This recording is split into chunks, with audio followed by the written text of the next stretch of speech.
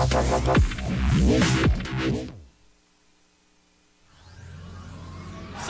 falls! Blake Widow's doing it! They're gonna take! He's gonna bring down Burning! Alone with a double kill! Dropping fast! Monopoint's there! He's still alive! Wait, Roshan gets left! He's going one step! He's going a second! He's taking it! Oh my god! On three! They're all dead!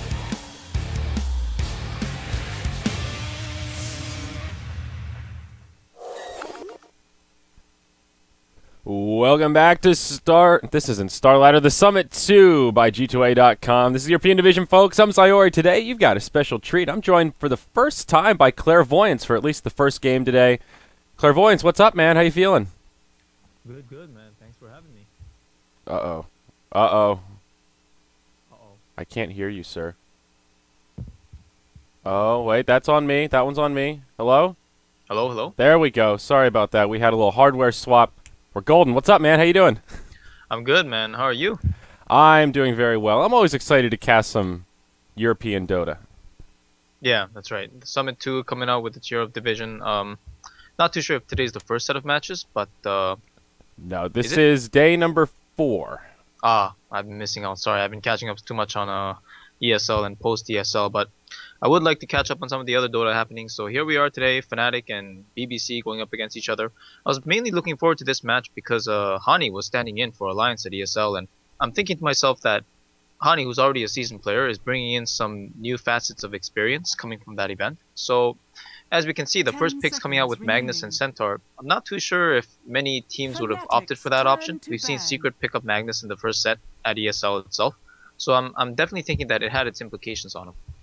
Yeah, I know Hani is a big fan of Magnus in this patch. He talked about it in the patch notes. He loves the new Empower buff with BKB, and he's all about the Magnus right now. And the Centaur as well, still strong as ever. It's also a little bit of a deny pick here. On BBC, that guy Pedrino, he's their offlaner, and he loves him some Centaur. It seems like pretty much any game he can, he'll grab a Centaur and send it to the off lane. So it's pretty kind of, in this situation, good pick and also a good deny pick.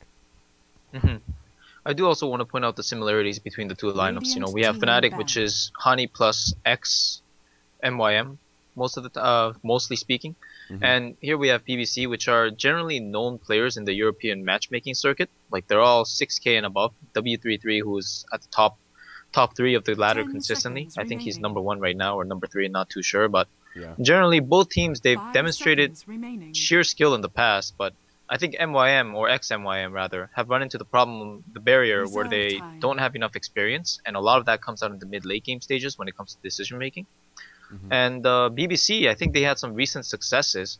I'm not too sure about their latest matches, but I do recall that the W33 had some Invoker highlight video, and I do recall that they've also made some significant plays here and there, so we'll have to see how it matches up here today. Yeah, Weehaw had some really standout plays in the qualifier. They were one of the teams that, for this group stage for the Summit 2, we invited 10 teams and then had an open well, not quite open, but a qualifier for some of the Tier 2 teams to move into the bracket. And BBC was one of them alongside Compass Gaming, KPG. So in the qualifier, BBC had some really crazy games. That's where that insane Invoker match that LD casted, where he was like 28 2-15 or something ridiculous. I mean, like, he picked that game up and just put it on his back. And then he had that other Meepo game during the qualifiers. So those are his 2 big heroes, but he also plays a lot of Lifestealer. The other day he was playing a pretty mean Slark, so he's just a pretty talented player all around. I think his Lifestealer is solid, but he seems to shine on the higher skill cap heroes like your Meepos or your Invokers. That's good. And that sign has showed itself. We're here with Fnatic banning out the Meepo as their last and picking up the Skywrath. Balkan Bears following up with the Disruptor here. Not a hero that we see often lately, huh? Yeah. Also not one that they've been running recently. I've actually been casting a lot of BBC over the past week and a half. And yeah, the Disruptor feels a little out of left field here. I wonder exactly what they have in mind. Maybe a potential kind of counter to the Centaur. Glimpse can be pretty useful against the Stampede if you could manage to get it off. Yeah, let's just hope he doesn't get caught in the fray as well. With Magnus and Centaur to boot, there's so much spells that you have to watch out for and avoid as a support, especially a squishy one like Disruptor who doesn't have like an immediate hard disable. Whereas on the Skywrath, it's kind of the similar scenario. I mean, if a Sand King gets the jump on Skywrath, and Skywrath, you can expect to fall. Same with the Death Prophet applying the silence and chasing targets with her immense movement speed or the Yule Scepter. But overall, I think Fnatic have a lot of good magical burst. And of course, the Ogre reinforces that aspect, but I'm kind of worried about their lack of physical damage so far. Yeah, I wonder who their ideal Empower target will be. Maybe they're gearing up for some sort of a possible like Medusa pick. We've been seeing an influx of Medusa Magnus. Illidan on GoBlack's team has been running a lot of Medusa. Could be an option with the Bloodlust on top of the Empower. That makes for a pretty potent Gorgon. Not too sure myself. For some reason, I'm thinking something along the lines of Phantom Assassin, but again, it is Hani coming out with a new mindset, I would imagine. And of course, these picks don't tell the whole tale so far, but Ogre Magi is certainly a rising star in the scene. Yeah, the recent buffs really helped him out quite a bit. We've seen a couple teams experimenting with him playing more of a core role headed to the mid, but position 4 is where he's still found most commonly. So probably just the second support, but he's pretty damn strong. I've been pretty impressed with the Ogre recently. But I'm more curious about this Undying pickup for BBC. What are your thoughts about Undying kind of in general right now? He's always a hero that's been at an odd place. I think the best way to run him is definitely as either a support or an aggressive dual lane scenario where you just try to fight up against the enemy's safe lane, where they have most of the time the enemy will have their weak point on the safe lane, where they have this carry that needs to sit and free farm kind of thing, or sap a lot of EXP and farm together. And the way the hero can put out aggression, especially at level 7, when you most likely have that maxed out Tombstone, which did get a buff this patch with the 200 extra range per level, allows the team fights to come out so much earlier. And the way you can force out towers with heroes like Death Prophet, just anchoring in position and sitting behind the Tombstone, it's pretty incredible at times. And I think it's actually a really nice direct counter pick to Fnatic. They have like 3 heroes that are very strength oriented. Ogre Magi is not strength based, but he has very high STR gains. And Skywrath on the other hand is kind of just squishy, so anything you throw at him will just break him.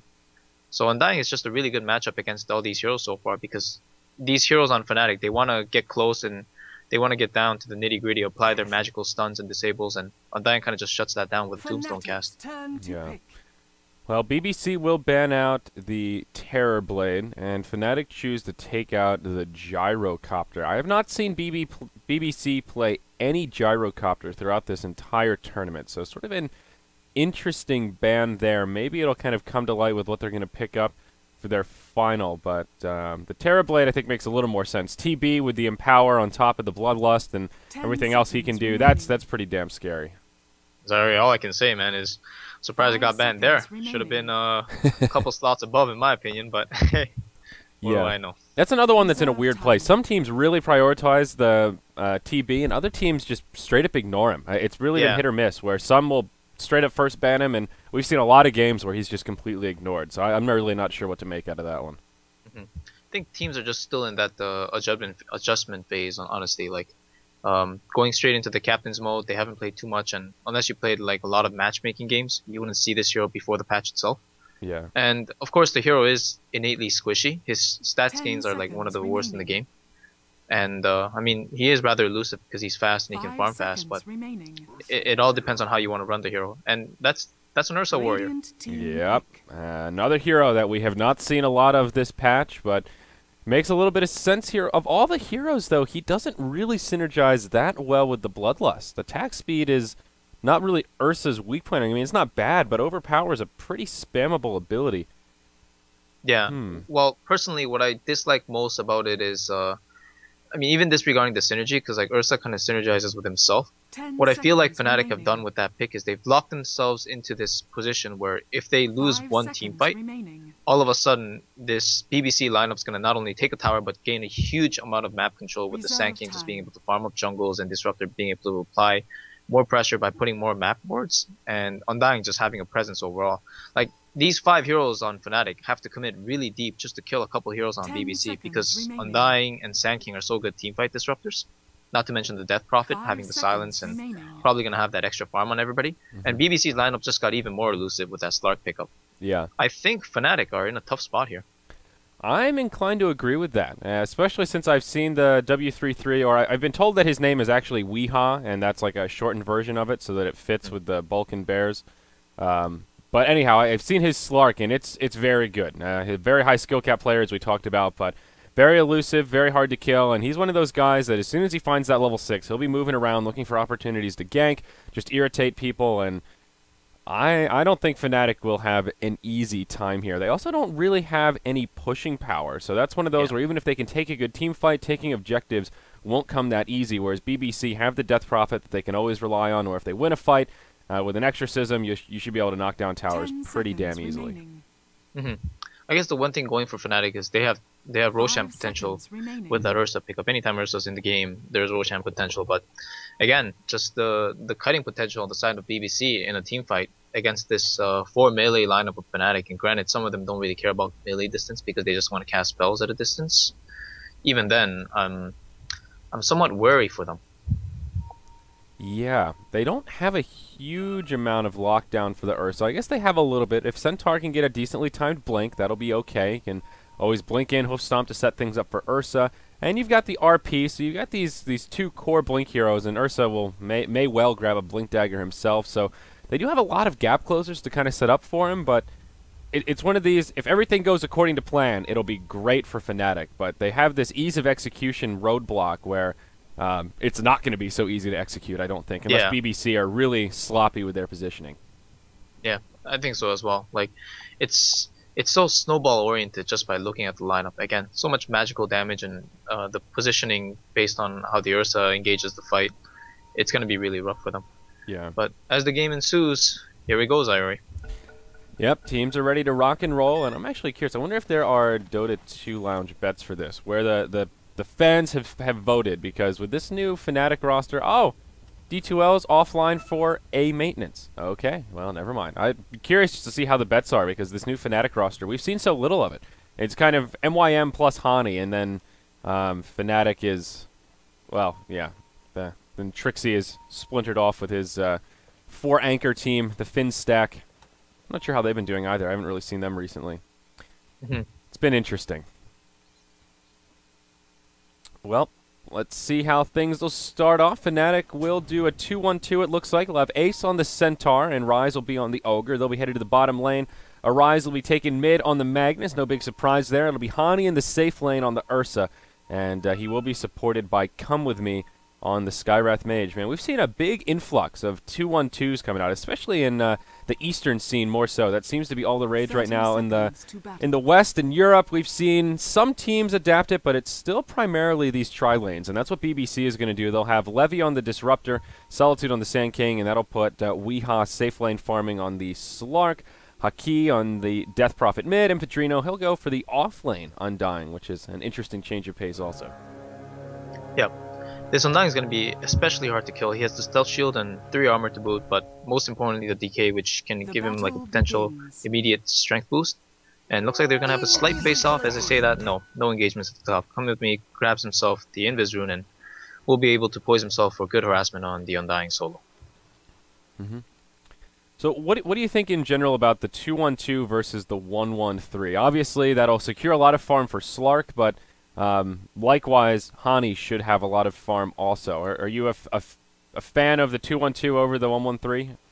Oh yeah, I mean, I'm biased a little bit because that's how we at Cloud9 like to run our lanes. We never really do tri-lanes because it's just inefficient around the map, and Ryze is about to get picked off first blood. Yeah, he's in some big trouble here. The Pounce will connect, and Disruptor has the kinetic field level 1. There's your first blood. It's a little bit anti-hype as the creeps get the last hit and the gold is split, but still the Ogre falls, and BBC find a little bit of gold in their pockets to get things started. Yeah.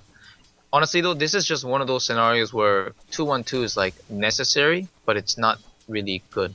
And the reason being is when you have a 2-1-2 and your dual lane aggressive is a Centaur set up by an Ogre Magi, that means both heroes have to commit to diving one hero just to guarantee the kill. And most of the time against the tri-lane, you're going to have a turnaround situation where the events go as you guys just feeding a double kill at one point. Even if you secure the one kill that you're going for, it's just not worth it. So I think BBC have significantly outlaned them here, but well, yeah, Weehaw was about to go down. Yeah, he'll get stunned, pounces out, but the kinetic field is there, and that kind of stomps them dead in their tracks. It's two very tanky heroes, the Centaur and the Ogre, but they're still melee, and that gives Disruptor the option to harass them pretty easily. And even though it's two melee heroes on the side of BBC, there's just not a lot of harassing they can put out without sacrificing a fair amount of their hit points also. And regeneration is kind of few and far between. 2 tangos on the Ogre and 3 tangos on the Centaur. That's not a hell of a lot of regeneration. Yeah, honestly, I don't see this aggressive dueling working out for them at all at this point. Even if the Centaur can sap EXP, what they've given the Sand King and the Disruptor is confidence that they can stay in the lane and fight up against the two, which means that they'll just lose creep control very soon. Yeah. So let's check in on the other lanes here. Mid seems to be going well for the Death Prophet. Slightly tilted lane for her, I suppose, at least until Arise gets his bottle out. He is struggling in the... Oh, he does have it. Okay, never mind. He went for the fast bottle. It's just being crowed.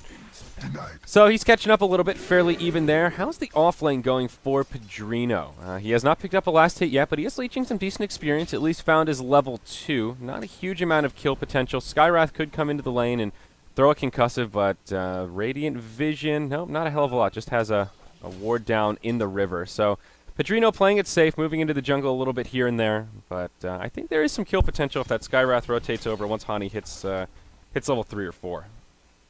Yeah.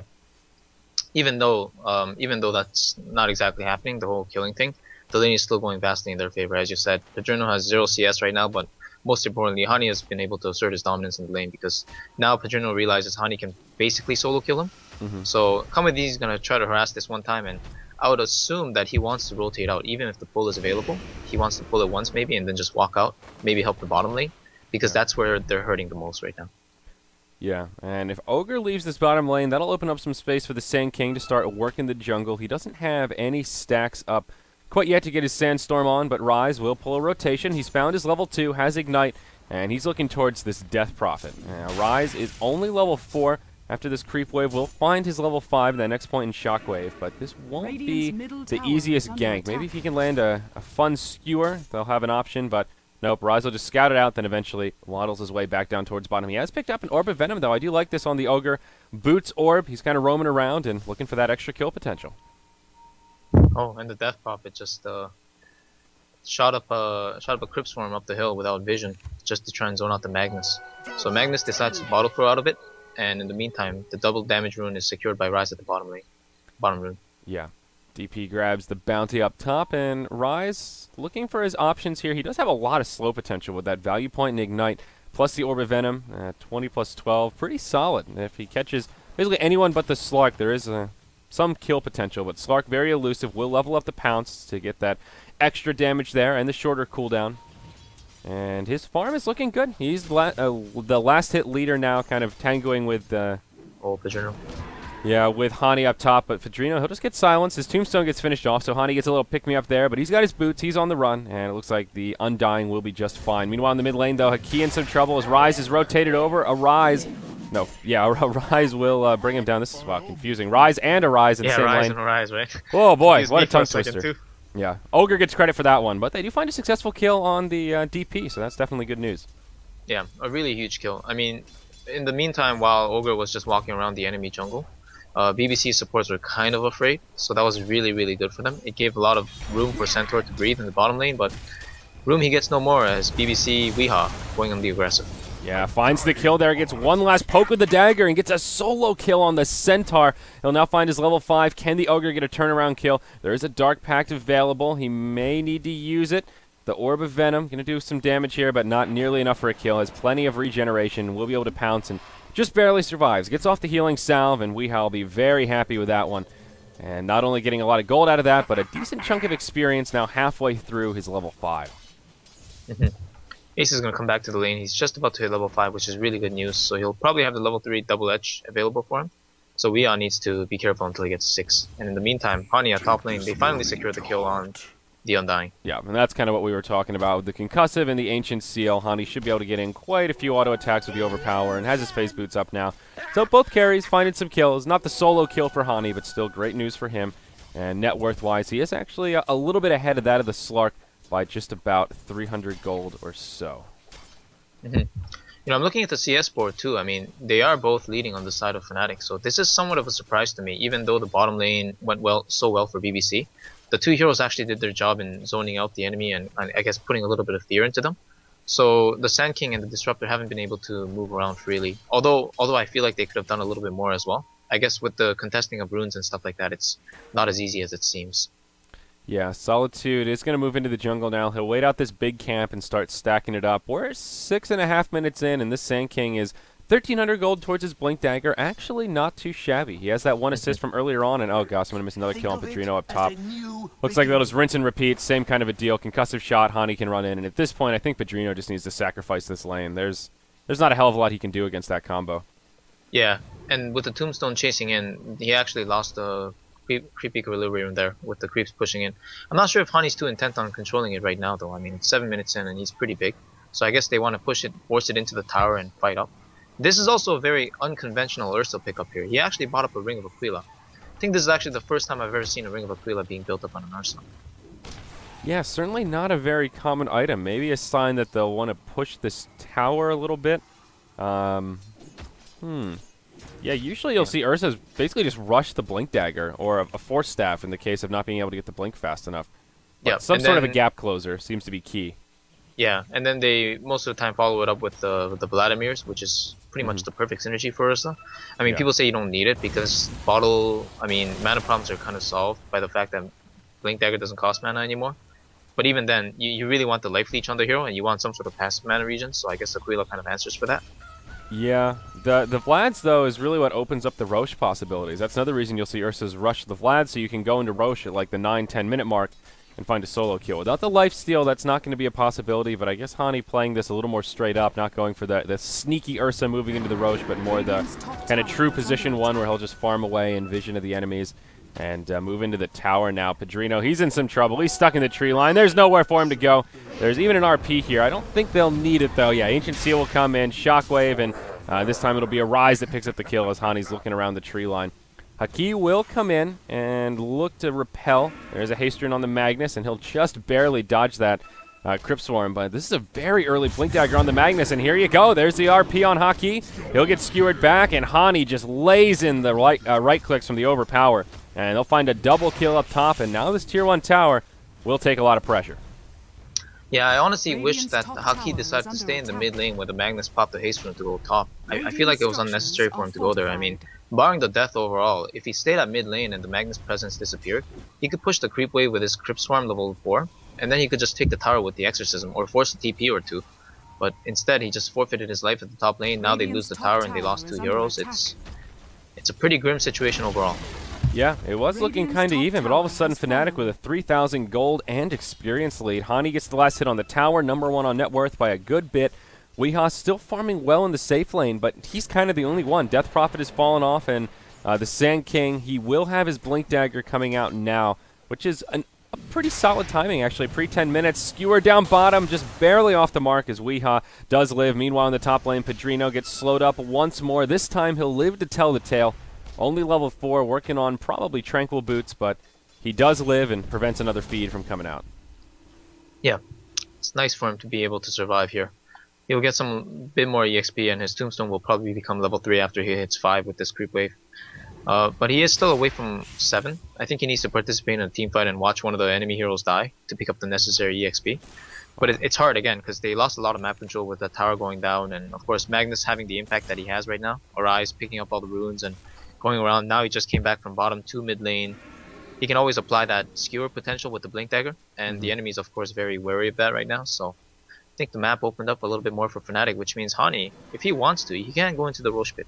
And Weehaw is actually checking that right now. He's about to detect the smoke as well. Ooh, Hani, good awareness. Close call. Yeah, I like this from Hani. He splits the Aquila, just hangs on to the Wraith Band, and now moves right into the Vlad's Offering. So really just a value pickup while he was in lane, and does go back to that more standard build we were talking about. And his smoke will not be revealed as he moves into the Rosh pit, but we'll see. Haki, he's going to walk in that way with Invisibility Rune as there's a fight breaking out down bottom. Weehaw takes a Mystic Flare, will be able to survive. Haki scouting this out. And we'll see. He's got a lot of time on this Invis Rune. I don't think enough just to snipe the Aegis, but they'll come in. Hani's in big trouble. Weehaw goes right for it. They'll drop the hammer on top of him. Haki even uses the Exorcism, and they'll try to snipe the Rosh, but in come the reinforcements for Fnatic. There's your RP on 2. Weehaw and Solitude in big trouble. They'll both get taken out. Solitude survives a bit longer, but now they focus on the Haki. Blink Dagger from the Sand King will keep him alive for now. The Tombstone's down from Pedrino. A lot of ghouls coming out, and they'll start to clean things up. They're trying to focus it down. They'll finish it off. They get the kill on the Sand King. It's Hani in exchange for 3, and it's not even over yet. Pedrino still in the fray. Out comes the ultimate from the Disruptor. That's enough to bring down the Ogre. Pedrino lives. Shockwave off the mark. It's a 2 for 3, all things considered, and Roche still standing. So even though it started out bad for Fnatic, they're right there with the recovery.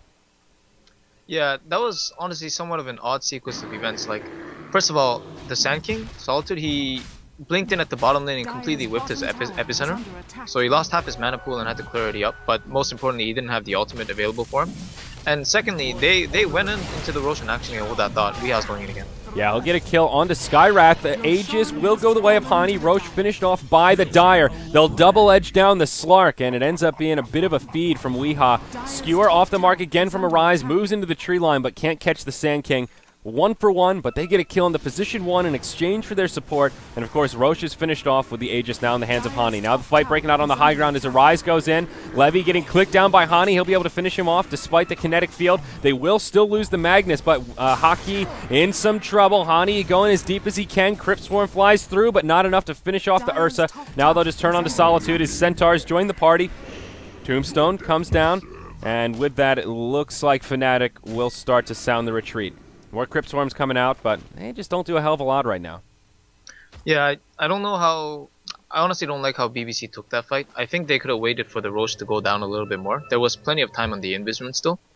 So, I feel like if the Roshan was a bit lower, they could have followed up with the Exorcism kill on the Roche immediately, which would have allowed them to take the Aegis and fight back. As I say that, Weeha and Levy secure another kill on Center, who's kind of been idling around in the jungle, even though he had nothing left. He does, however, have his Blink Dagger, and he has Stampede up when he next spawns 20 seconds after. So they'll be able to go back on the aggressive. Yeah, so that little pickoff will give Weeha a little bit of a bump in terms of his net worth, but still Fnatic making out huge from that kind of being long skirmish outside of the Roche pit. 4,000 gold, about 3,500 experience now in the Dire's favor, so when it's all said and done, they've still got a big lead, and Hani still has the Aegis. That secures his Blink Dagger, so now 3 blinks on the side of the Dire, and just the 1 on the Radiant in the hands of the Sand King. So this is about that time when Fnatic will get very aggressive. We'll see in the mid lane, Haki gets hit by the RP, Skewer back, takes a silence. Mystic Flare won't be there to do a hell of a lot. Stun on 2 from Solitude, and in comes Pedrino with the Tombstone. Weeha coming in off the side. They'll finish off the Magnus, and in comes Solitude now. He's got the epicenter. It's a 3 for 0. And all of a sudden, BBC strike back and regain some of that lost footing. Ends up being a triple for the Slark. They save the Exorcism, and now they will be rewarded with a Tier 1 tower. Yeah, this is really, really huge. Not only is that like a good scenario for a comeback and a turnaround overall, but Hani also TP'd mid lane, and then he got sent back home by the Glimpse, which means he had to just walk his way back. And all this time, even with the Aegis, he's not farming. He's just looking entirely for kills. And they also invested the RP for that, which means that it's not up for the immediate next skirmish they're looking for, or the next scrimmage. And in the meantime, Levy actually gets picked off by Hani. So this is one nice thing that Ursa can do at this stage. But as the game proceeds, this starts just going to get bigger and be able to snipe out targets at a similar rate, but also scale better on top of the Undying, which can apply the teamfight slow with the Tombstone. Yeah. And the other heroes that they have to boot with the Death Prophet at the backlines applying the Exorcism damage.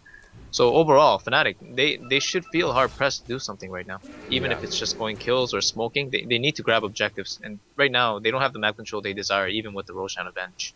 Yeah, it looks like they will group up and take some heed to your advice as they move as a 5-man unit towards the Tier 1 tower in the mid lane. RP will be up in about 25 seconds, so they can take a team fight as it's cooling down. Weeha is going for a Shadow Blade on this Slark. Has the amulet and about 400 gold away from the Claymore. So he'll be there pretty soon, and that'll give him a lot of mobility to set up kills. We'll see some TP rotations towards the mid lane. They've already lost the Disruptor, but Hani in the front lines trying to click down the Tombstone. He will lose his Aegis for it. Weeha gets skewered down to the low ground, forces out the ultimate, and Hani will blink to safety as soon as he comes up. So kind of an odd exchange, but just a Disruptor for Aegis. Not quite what Fnatic had in mind, but now a silence on 3 from Haki. And Fnatic will be repelled, at least for now. They'll hold the high ground here in the Radiant jungle, and BBC will start to back up. They don't have an Exorcism for another 30. DP with a regeneration rune on. Does have her Yules coming out really soon here, about 400 gold away from that last piece in the Void Stone. I like what Fnatic are doing in response now. They're farming up the enemy jungle, and with the creep wave being present at the bottom lane, they're probably going to push that out next. The other nice thing is that they forced like 3 to 4 TPs on the side of BBC to the mid lane, and BBC kind of repelled the push, as you said, somewhat successfully. But the fact that Fnatic have such a fine and nice follow-up here at the bottom lane means that they can gain the advantage back where they want it. So BBC, they won't be in time to react to this one, I don't think. You know what, they actually want to go. I think they want to defend, and that's fine, but that Prophet still doesn't have her next item, which is the Yule Scepter. So it's going to be a tough fight, even though they have Exorcism, because Fnatic already have the positioning necessary. Yeah, and they smoke up here. So this is sort of an odd, almost a fake back. They've got a lane ward down. We'll take a look at the dire vision. They see Haki. They jump right on him. The trap has been set, and now it's been sprung. Death Prophet falls to start off the fight. Disruptor comes in with an ultimate, and the epicenter channeling in the middle of it. Solitude will be able to get it off, doing a lot of damage, finishes off Hani, and they've already lost the Skywrath Mage. It's a 1-for-2 despite the beautiful initiation from Fnatic, and they will be repelled. Yeah, that was a pretty messy fight for Fnatic. They committed so many heroes just to dive the Death Prophet, and even though they secured the kill, their backlines was just getting slashed up by the Slark. And same thing again, Slark is just going into the other targets. Yeah, and now Rise, he's in some big trouble. There will be a stampede, won't be enough to keep him alive. Instead, Ace, he'll just charge into the rest of the team, and I'm not sure what the plan was there. Now we see the plan. Arise comes in, RP on 3, Skewer onto 4. He gets the kill on the Slark, ends the streak. So many low health heroes, but he's all by his lonesome. The stun from Solitude, and then he'll be able to hop back to safety with the blink. Arise looking to clean this up. Such a huge opportunity there for Fnatic, but unfortunately they just had no follow-up damage. Skywrath had a Mystic Flare, but wasn't in position to get it off to clean up those kills. Ah, he's still going, man. Oh, just missed it. It's a shame. Tried to get the Sand King with that last shockwave, but couldn't get it, which is fine. I think the biggest story there is that he did get the Slark, which is definitely worth the commitment of the RP. It's a shame that there were so many low HP targets that just had to walk away. But it is what it is, and they do get the Slark, which is the most important story. So in the end, they'll rotate 2 heroes bottom, and I guess they'll ensue sort of pressure / push kind of thing. But I don't see it happening to much success without Hani. So the big problem, though, is even though they end the streak on Slark, BBC still have completely recovered from that big deficit they found themselves at in the early stage. Golden Experience are completely zeroed out, and as you pointed out, an even game on the Slark and Ursa is good news for BBC. Right now, Ursa's still pretty strong as we're early on, but as things continue, this Ursa is going to start to fall off, and we'll see this Slark really shine with that Essence shift, and especially as he grabs more items and continues to tank up. Another smoke rotation from Fnatic moving into the Radiant jungle. It is only 3 heroes. The Centaur leading the charge. Blink Dagger at the ready, has the Stampede also. But now the Yule Scepter is out on the Death Prophet, and actually BBC smoked up, and they'll rotate the other way, kind of dodging this smoke from Fnatic inadvertently. Oh, Rise. Yeah, Rise needs to be really careful here. And, the Slark scouting him out with his Shadow Blade. Oh! What a blink reaction there. But he'll find Levy in the jungle. Or, pardon me, they'll find Hani in the jungle. Levy scouts it out. W33 taking a lot of damage, pounces, misses it, but Hani's still in some trouble as he's stuck inside of the Static Storm. He ends up going down. Now the rest of Fnatic need to decide how they want to handle this. There's the Yule Scepter out on the Centaur. That stops his blink dead in the tracks. And Sand King going in, catches the stun on 1. Arise, RP on 2, Skewer back into the tower, right into the Mystic Flare. Disruptor dies straight away, and the Sand King soon to follow. Now a 1-for-2 going the way of Fnatic. Haki uses his ultimate, but will they be able to do much with this Exorcism? And it's starting to look like that's a resounding no. Yeah, even though they've committed their ultimates, Hani's still dead again. This is most of the time, like, this is the problem with running Ursa as the solo hard carry kind of thing, is that you're still reliant on this hero who actually doesn't have a very good method of gap closer, because even if he commits a Blink Dagger, most of the time he finds one or another way to get kited after he dishes out his initial kit with the Overpower and the Enrage. So it's going to be a rough game, and I think they need like a repeat of what they just did at the tier 2 tower, with Arise landing a massive ulti Skewer followed up by everybody just dishing out their burst damage. Probably like 2 to 3 times before they can take a tower comfortably. Yeah, so a little bit of a wasted Exorcism, but still not a huge change in the net worth. Like as you mentioned, it's a 2-for-1, but they get the they get that valuable target in the position 1 Ursa, and slowing down Hani's farm a fair bit as Weehaw just staying aggressive here with the Shadow Blade. Looking to interrupt Hani, kind of scouting around to see if there's any friends nearby. He will reveal himself, and Hani will just blink back to safety. But still, even just being this presence here, it's slowing down Hani's farm quite a bit as he's moving around the map. Looks like he will set his sights towards the Ancients, and second Roche has respawned, so perhaps that's where Fnatic will look as they start to group up in this area of the map. And yep, there you go. Hani blinks right into the pit. BBC, they have no ward coverage in this area. There's actually a dire sentry ward down. So unless they react soon, Hani will have an uncontested Rosh for himself. Yeah, we actually circled it. I'm pretty sure they're aware, but they decided that their heroes are so far out of position that it's not worth the commitment. And even then, Fnatic would have superior positioning by that point with the Centaur Stampede and the Magnus ulti being imminent. So I think it's a wise call to just trade the tier 1 Dire or tier 2 Dire for the Roshan. Most of the time it's a tier 2 Dire for Roshan, but looks like Fnatic want to save their tier 2 this time around, so everybody's just rushing over. Yeah, they do have a glyph, of course, from that tier 1 falling just moments ago. And Weehaw will just stick around, gets the tower down to about half health before they start to react, charges up the Dark Pact, and will scoot to safety. The Blink brothers are in full force in the front lines, and Arise has the invisibility rune on as he charges in, looking for that perfect opening with his RP. And we'll just use a solo RP onto Weehaw, but pushes him into a silence, and they've got more than enough damage to burst down the Slark. Nice setup from Arise, and good use of the solo RP. Yeah, that was super nice. I think one thing that could have happened is Weehaw, like, he was walking around that general area for a very long time with the top push happening, and I think he was watching something else, because if he was watching his hero, his Shadow Dance actually went away, his passive, and I guess that would have ring the bell kind of to let him know that there was an invis target on top of him, so he might have been able to react. But regardless, it's hard to anticipate that kind of thing coming. So a really nice initiation by Arise, a fortuitous invis rune, I would have to say. And they do get a tier 1 tower out of it, so that's really nice as well. Yeah, nice gold boost going the way of Fnatic. And Hani now very close to his BKB, actually just about 100 gold off, has the 2 core pieces, and 1,200 to boot. So clearing out these creeps in the Radiant jungle will certainly secure it, and always a good time for the Ursa. One of his kind of second peaks, I guess you could say, when he has that magic immunity, though. One of these games where the BKB is only going to do so much. You've still got Exorcism, you've still got Slark to commence all those right clicks, which do hurt quite a bit. He will have an ultimate orb picked up now, and I would guess this is a Scotty coming out for Weehaw, but certainly does have a few options. I would imagine as well. No item that's really better on Slark overall in terms of perfect synergy. Come With Me is farming the jungle, and Weehaw is looking to scout out somebody, but I guess due to the unfortunate timing of Come With Me just hitting up the last creep there, you won't be able to spot him out. They were farming at different camps anyway, so. Yep. Ursa does find his BKB now, has the Aegis of the Immortal still online, so I think this is a window of opportunity for Fnatic to try and take a team fight. If they have their ultimates up, they should go for it, and they'll have the RP cooling down in just about 5 seconds or so.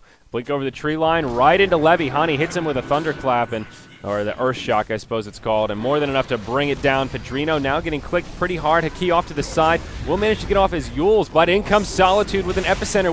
Will there be any cleanup? Gets a lot of heroes low, finishes off the Centaur, but this is a 1-for-4 trade. Weeha's nowhere to be found. He's just farming in the top lane all by his lonesome. And Fnatic take a huge fight off these ultimates, and actually they don't even really use any ultimates. They've got the Stampede. It was just a terrible initiation for BBC. Yeah, that was just really messy and kind of sloppy from them overall. Also, I think Ace could have been kept alive if Rise either realized that he had Dust earlier, or if Arise this time decided to commit the Skewer or the RP just to stop the channeling of the Sandstorm.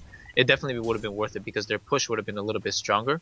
Now they have to be worried about the 2 targets that are up on BBC, even with just their 3 heroes, because they're missing a big ultimate in the Stampede, or rather the Centaur presence, because the Stampede was used earlier. And yeah, overall their presence is kind of lacking, so their tower hitting abilities aren't that strong. Bottom tower is under attack. So they get the tier 1 bottom, and tier 2, well, they'll do a little bit of damage to it. They kind of click it down. Weehaw is not that close to the Scotty, if that's what he's going for. Basically, still an ultimate orb away. So he's going to need to farm a little while longer before that big item comes online, and Fnatic have jumped way back in the lead now. It's been a pretty back-and-forth game, but 5,000 gold, 7,500 experience now in their favor. Weehaw, with the Shadow Blade on, finds Arise in the tree line here, and he will just blink up to the high ground. No initiation will come out there, and we haven't talked about Ogre at all, but Rise, he's damn close to an Aghanim Scepter. Does he actually have it coming out here? He does not, but still 1 piece away, about 900 gold. RP in the mid, on to Weehaw. He manages to get off the ultimate as Hani comes in. Still has his BKB, but they've got a Gem of True Sight, so the Shadow Blade only going to do so much. Now Weehaw's silenced. They'll find another pickoff, and Fnatic just regaining so much momentum here. Ogre now only 750 off, having that unrefined Fire Blast. Yeah, honestly, BBC are just playing so split up in a situation where their teamfight would actually excel and be able to take on the enemy, even against the BKB and the Aegis on Hani. Like, if they have the Undying's presence with the Tombstone, it would just annoy all these melee Blink heroes so much that they wouldn't be able to maneuver properly. And with the Disruptor just landing a massive guaranteed silence on top of anybody instantly, along with Death Prophet doing the same thing, and having the 2-second Eel Scepter, as I say that, DP is actually all alone. Yep. And I don't know. This Perfect is example. Yeah, this is just I don't know. I don't know what to say about this one. They're splitting up way too much in a situation where they can take a team fight as 5. Yeah, Death Prophet's a great pushing hero, but not really a great ratting hero, because if she's by herself, that's kind of what happens. We'll see Hani finish off the Disruptor mid as he just bursts him down and starting to kind of snowball out of control. Sand King uses his stun onto a Rise. Skewer pushes him to the low ground, right into Hani's face. Weeha's coming in, will pounce onto a Rise and start going hard, but in comes Solitude with the Epicenter. But Hani, he had a BKB on. He doesn't even really care all that much. Hani now with a triple kill as BBC just keeps shoving into him. It's a 1 for 4 if you count the Death Prophet, and it's exactly what you're talking about. They're just playing split up, kind of in disarray, and I would like to say it was a good Epicenter, but with the BKB on Hani, it did basically no damage. Yeah, they're losing another tier 2 tower. It's gotten to the point where they've given so many extra kills to Fnatic that they shouldn't have gotten that the Fnatic are not only feeling super confident, but they can just walk around the map freely. And with the gem on Hani, that means Weeha can no longer apply solo kill pressure on just measly supports like Come With Me that's TPing out there because he would have been spotted. So it's just a lot of things in the rough right now for them. They've lost way too many free kills to be able to hold their towers and hold the line overall. And Weeha is going to try to make up for some of what they have lost. If Ace is not careful, he will get caught out here. But there is a ward, and they actually just spotted him out. His Shadow Blade ran out just in time, so he'll be able to get away safely. Yeah, a great ward placement right in the middle of the jungle, and he blinks as Weeha just goes back to farming down bottom. So these kind of back-to-back failed fights, Weeha still doesn't really have that much progression towards his Scotty. He's sitting on 1,800 gold, still with only 1 ultimate orb, none of the other core pieces picked up, not even the Orb of Venom. So it's still a long ways coming. Meanwhile, you've got this Ursa who has 6,200 gold.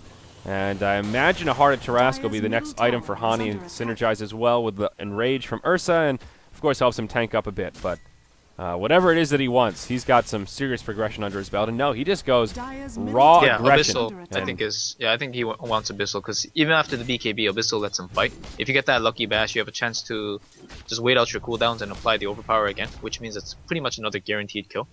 So I think it's a nice pickup and a good way to close out the game if they want to keep fighting, and that's certainly what they should do, because even though BBC made so many mistakes, normally if you make this kind of like sloppy plays and mistakes, the enemy team will just take complete advantage.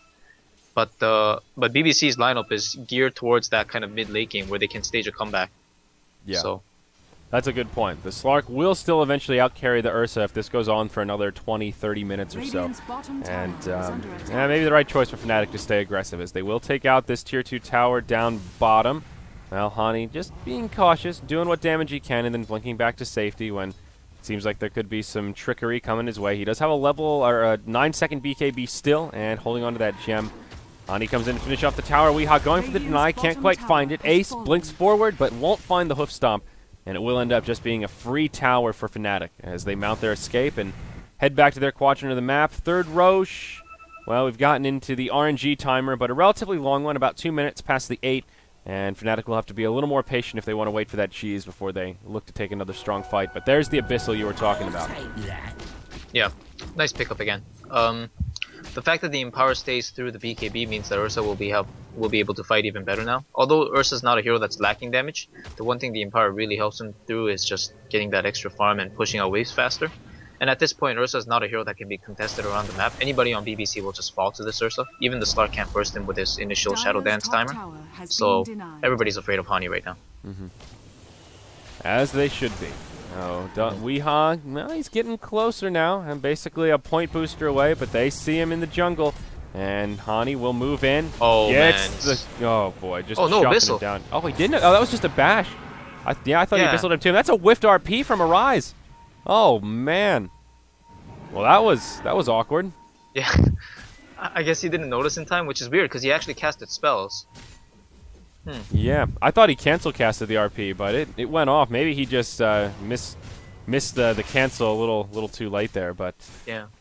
Ugh. Well, I guess the RP isn't too bad. I mean, the cooldown is relatively short at this point, and you know BBC is not really going to try to push or take advantage of that cooldown. I think the bigger story is that they did let the Slark get away, and that was kind of their ticket into the enemy base. Because if this Slark at this point, you know, you're pointing out the lack of Scotty and how much gold he needed for quite some time now. If he was forced into a buyback, game was pretty much sealed. Yeah, that's true. And down Padrino's bottom, we'll gonna see die. Hani grab Padrino. This time he uses the Abyssal, and that secures the kill onto the Undying. Meanwhile, in the top lane, Solitude almost finds a solo kill on Ace. He's picked up the Veil, got off a full Epicenter, but the Centaur just a little too tanky, uses his new BKB, and will be able to live. Arise, trying to create some space for him here. Force Arise, Staff after nice Force Staff. Weehaw won't be able to find the kill, but Arise, he'll just TP out. No way for Slark to interrupt it, and he'll live. Yeah, that was just a really nice force staff on Ace, because Slug would have been able to pick him off otherwise, and probably get out as well with the Shadow Blade and the Pounce and the guys of the Shadow Dance itself. So, really nice awareness. And now the third Roche is up. It will be Fnatic that moves into the pit and will be uncontested. Aegis of the Immortal goes to Ursa. They leave the cheese on the ground for Ogre McGee here. And now he'll have that huge regeneration piece. He also has completed his Ags. I don't think we mentioned the actual timing. Yeah. But the double Fire Blast is pretty scary, especially once he hits level 16. There's always that chance for the back-to-back 4x multicast, which is just some game-breaking RNG. So always a fun item pickup on the Ogre. Yeah, you talk about skill cap champions, skill cap heroes. This is one of them. Yeah, absolutely. So Centaur, 3,200 gold. I reckon he'll be looking towards a Heart of Tarask. Not the best pipe game. I guess it does help negate the damage from the Sand King now that he has a Veil of Discord, but we'll see what Ace picks up as he moves by the side shop, and it will indeed be the Reaver. So Heart of Tarask comes out onto the Centaur, and Hani, he's up to 2,800 gold. We'll see what he wants to grab next, but there's your big pickup for BBC, and it is Weehaw with his Scotty finally complete here at the 33-minute mark. That's really good news for them. Again, Fnatic, they're kind of pressing the advantage right now, but they're not really pressuring lanes that much. I mean, again, their heroes aren't really designed for that. All they can really do is force fights. And of course, Arise has to kind of stay in the dark, which means he can't push out the waves as he wants to with his fantastic shockwave ability.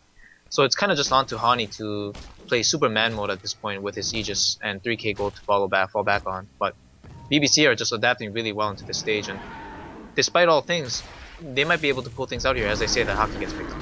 Yep, Abyssal Blade comes down, and Ursa just finding these solo pickoffs. The wicked 6 streak continues, and that's the great thing about the Abyssal Blade. If you find somebody in a solo scenario like that, you better believe they're going to die. That Abyssal item, it's quite interesting by design. It's like one of those items that you don't necessarily want it all the time, but when you get it in specific conditions, like Animage and Ursa, those heroes with Abyssal, like even with PA, you know, these heroes, they really excel and show the full potential of the item. Now, But this is, with that momentum, they'll follow up with the bottom push. yeah, now this is scary. DP does not have gold for buyback here, and they have a fresh refresher up on Arise. So this is a double RP, Aegis Cheese with no DP for 20 seconds. Glyph is not available either.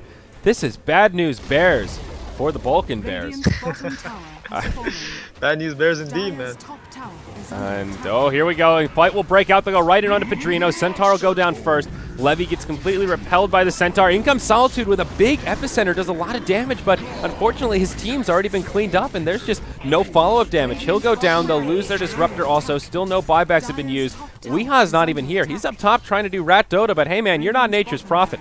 You're not going to be able to kill those structures too quickly. Hockey, he'll finally respawn, uses his BKB, but he can't do anything but BKB and just walk back to the well. He just isn't powerful enough. They'll come back, try to bring down Weehaw. They will repel him. It will cost him the Skywrath Mage. He'll look to reinitiate onto Rise. And the stun from Ace. They've got some sort of detection. The gem's on the Ogre, and yeah, multicast him down. So it will be a lane of barracks in exchange for a tier 3 tower. But a huge fight for Fnatic in terms of how many kills they picked up. They forced a buyback onto the Disruptor, and they only lost their Skywrath Mage. Yeah, they also killed the Slark, which is the biggest thing. Losing Raxus at this point, I mean, after Death Prophet died, it was pretty much an impending loss there at the bottom lane. But the Slark falling at the top lane is not something that should have happened. I think Weehaw came in with a nice play, just hit behind the 2 trees at the top lane there and tried to snipe out another target, but decided to hold back against it. And I think that's a lot of things to say about this game too. He had a lot of opportunities where he kind of could have gone in, but he was kind of afraid of the enemy team, and rightfully so, because they were kind of just dominating them around the map when it comes to killing heroes. I mean, you have every hero on Fnatic that can either silence him up or stun him up, one way or another.